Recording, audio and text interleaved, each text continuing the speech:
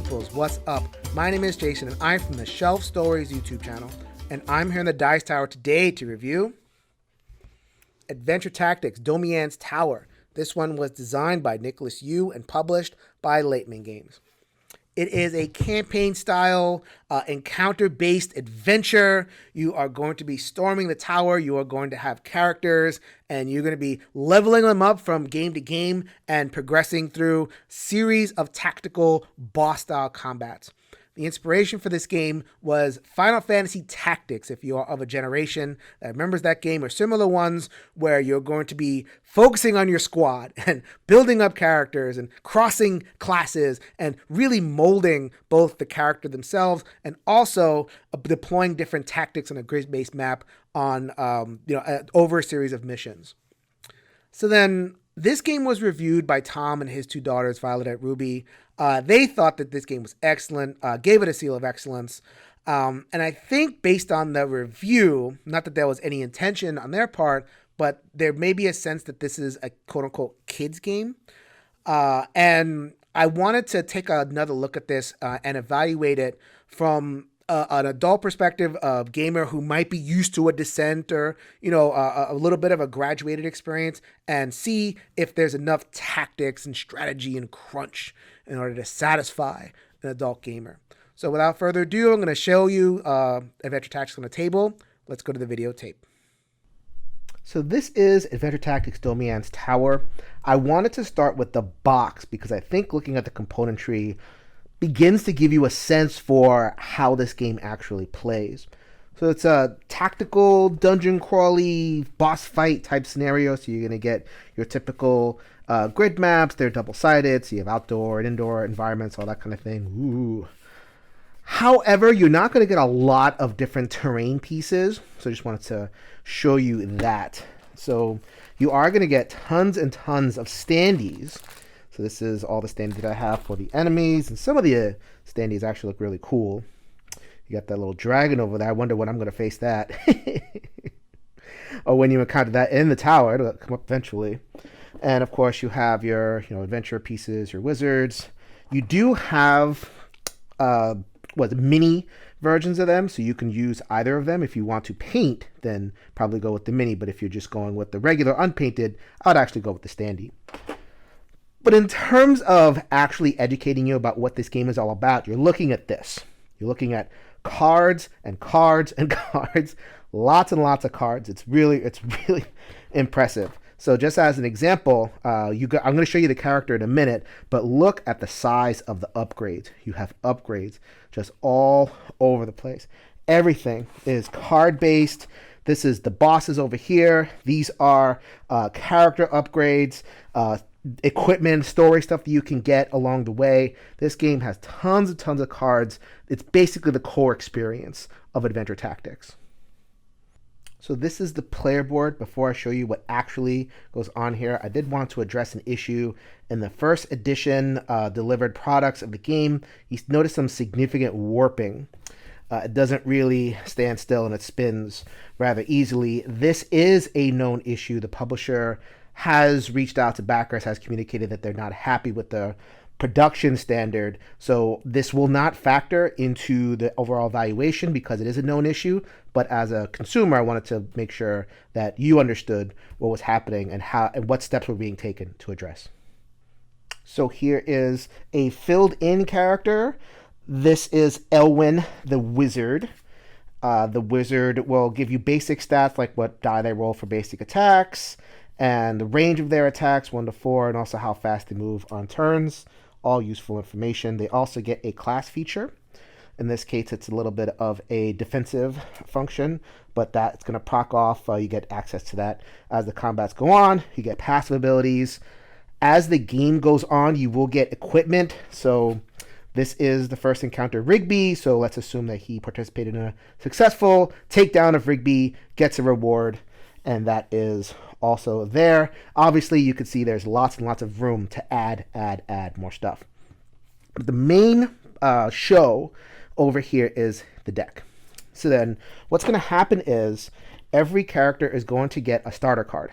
And then the starter card is going to tell you class features, what the passive abilities are, but probably most importantly, what goes in the deck. You always get basic attacks and basic moves, but in this case, the wizard would get Fireball and Teleport, two very, very classic cards. So here you go, you have Fireball and Teleport there. As I gain levels, so let's say I become a level 2 wizard, it would tell me what to do, get a power, get more health, and I have the power over here. Let's say I wanted to multi-class. I am not stuck on the wizard path whatsoever. I would take a level of Cleric. So after 3 combats, my character would probably look something like this. I'd have 2 levels of wizard, 1 level of cleric. I would add these cards. So you see more and more and more. I would still retain the basic class of wizard, but now I have access to cleric powers as well. Why have I done this? Because I want to be a necromancer. And according to the rules of the game, you have to meet certain class prerequisites in order to have these yellow bordered specials. So get out of here, weenie. You weenie wizard. I am now a necromancer. I have access to advanced powers. I have access to this more stuff will fill in over here. And the necromancer's case, I get a minion. And then this deck would go bigger and bigger and bigger. Sometimes you're adding cards, sometimes you're cycling cards. But you get the idea of how the leveling works. It is very flexible. So it would look something like this. Very, very flexible. And then the level cap is 10. So you can have classes from all over the place. You can mix and match. You can see what powers combo with what powers. Very, very flexible system. To give you an idea of how detailed and involved the leveling system is, this is the rule book. And in the back, it gives you a chart of the different prestige classes and what they need. So then I was a necromancer over here. I required 2 level of wizard. Did not require a level of cleric, but I threw it in there anyway. And then I can take a necromancer. If I wanted to be a demon hunter, I'd have a level of cleric, rogue, and archer. Champion, you got to be everything. So as you can see, there are some easy to achieve classes like Assassin, Barbarian, Necromancer, and there's some grist for the mill for those who want to experiment even further and get some advanced tactics going. The choice is definitely yours. All right, so here we are, a sample combat laid out on the board for you. Here is my wizard, Elwyn, and he is accompanied by 2 friends, Archer and Rogue. Over here. Note that I have chosen 3 characters for this sample. The minimum is 3. So for low player count players, 1 and 2 players, one of the players at the table are probably going to have to control multiple characters. And they are facing off against the goblin over there and the skeletal archer. Over here are initiative tokens. So as you can see, these are kind of poker chip tokens, very hefty over there. These get shuffled every single turn. So it is possible, as you see the enemy token right there, that's Domianne, who you may meet eventually. These could get shuffled together, and you might have a scenario where the enemy goes twice or even 4 times, depending on how luck breaks out, or you might just get your luck your way and be able to blitzkrieg the enemy. It is very variable and modular here. Okay, what you are going to be doing on your turn is you're going to look at your hand of cards. 5 cards, and you get 2 card plays. A lot of the cards are going to be basic move and basic attack. So you're going to just play, sorry about that, basic move. Let's say I wanted to move my wizard over here to get into a position to make a basic attack. That would be a full turn. Making a basic attack, you would look at the die over here and you would grab one of 4 dice. They all depend, they are all variable. This would be the worst, and then you have the improved dice over here. In this case, I'm rolling red. I will do 4 damage. There's no immunities. There's no defense or anything like that. There's no countering. Take 4 damage. That is basically the extent of what you're going to be doing. I do eventually want to gather them up for a fireball. As you can see, this is a blast area, so it says blast 1. So if I could put it here and try to get both of them, but they're both out of range. Darn! But if I could do that, I would roll the improved blue dice and try to knock off some damage that way.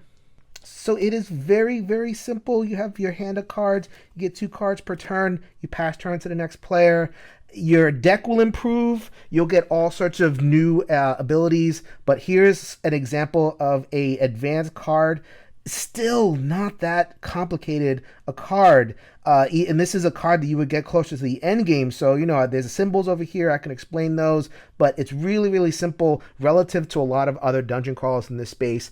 This game presents you with very, very clean options for your turn, even as you make it to the later levels. The last thing I wanted to show you is the campaign guide over here.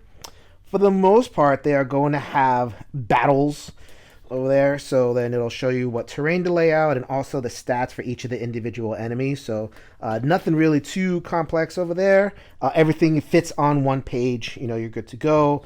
And also scaling for 3, 4, and 5 heroes. And then as you proceed, it will have a page worth of rewards. And also, it is an all combat. There is story pathing.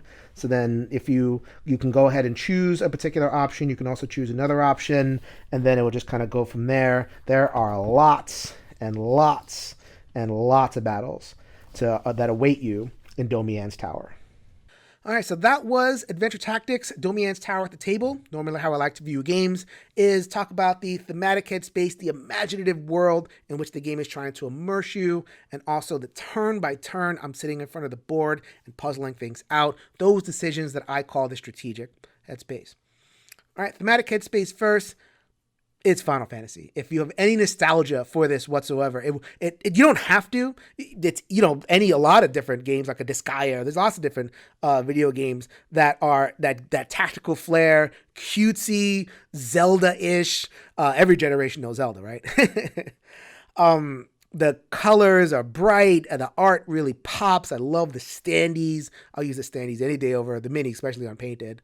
And the minis aren't that great quality, as you saw in the overview. Standees all day.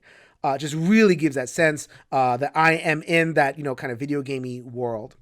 And the story itself starts off really cutesy and it's interesting. I mean, I think it's not only for kids. Like I said before, I'm trying to pitch the review not just to a kid audience, but to adults. It's not only kidsy. There's going to be parts of the story that are a little bit more interesting, engaging, but it doesn't really, not too far. For the most part, the story is, I felt there was connective tissue between the different encounters, and you're not here. I don't think you're here for that, especially as a adult gamer. For a younger audience, the story, play it up, have a lot of fun with it. It's great. The pathing of the story, so how you progress from encounter to encounter, is interesting. I like that they put some thought into it. It's mostly linear, especially when you get to the second half, because you get to the titular thing, Domianne's Tower. There's only so many ways you can go up a tower, right?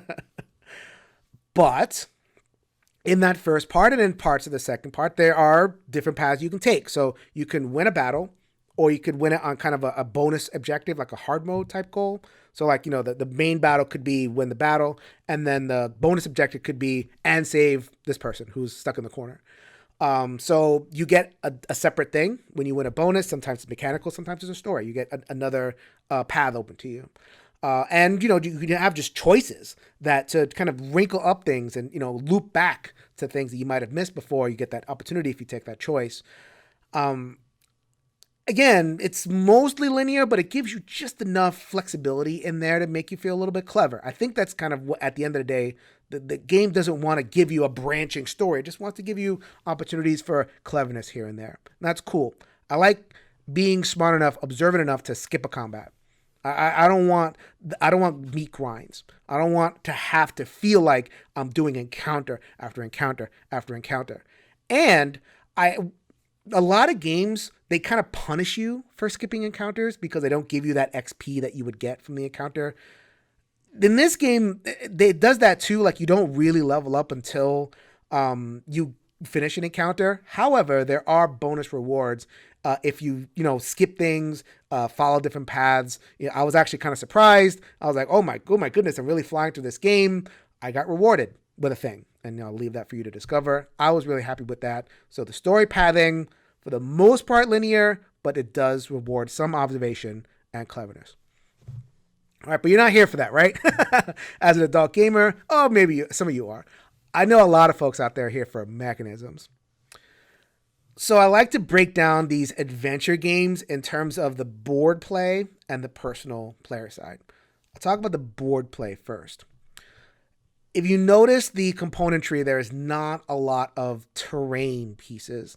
There's some double-sided boards, but there's not like walls, bushes, the little polynomial things. I mean, you're looking at Descent, Lord of the Rings, Journeys, the Fantasy Flight ones. A lot of different dungeon crawlers will have just so many pieces to lay out. It takes such a long time. Here, they don't do that. And I was afraid at first. I was like, oh man, am I just going to like walk up and just, pound on things? No, this game makes you move. And in a tactics game, that's what I want. I want to move. I want to optimize my movement. I don't want the answer to be sit there and wail. Sometimes that'll happen when it comes together, but that's the result of planning. It's the result of like, okay, this needs this. I'm going to have this opening for this round, so I'm going to wail. But that's not always the answer. You have to mold your characters so that you move around. The bosses themselves, and a lot of them, they do different things. You have like this game has a Kraken. I know it's a spoiler, but like it's kind of a classic video game trope. An enemy that kind of like goes from place to place, pool to pool to pool. You have to run around and go nab it. Some enemies shift immunities. Some enemies have double damage against this, half damage against this. You got to switch up your strategy. It makes you move. And I thought that was really, really well executed without a lot of componentry necessary. Good job there. A little bit of tracking.